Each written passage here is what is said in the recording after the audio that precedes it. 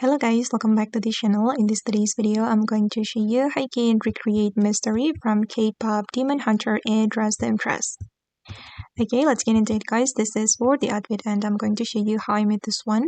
First of all guys, for the hairstyle, you can choose this one and also this one, and then you're going to color it with this color. Okay, and for this hairstyle, you're going to do adjustment. Okay, you can copy my adjustment. You can position it like this, rotate, and then scale. Alright, and then put on this earring. This is from the Valentine update, and then color it with this gold color, and put on this shoes. You're going to make it this color. Alright, and the next one, I'm going to put on this top, and I'm going to make it yellow, mustard yellow. Okay, this one, and I'm going to put on this item, and we're going to choose the gold 3. And for the first selection, I'm going to make it this color.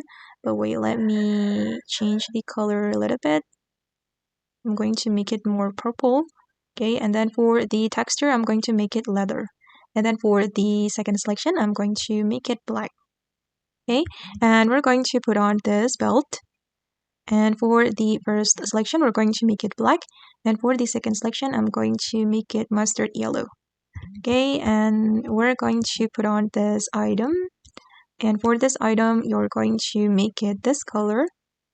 Okay, done. And let's move to the next area.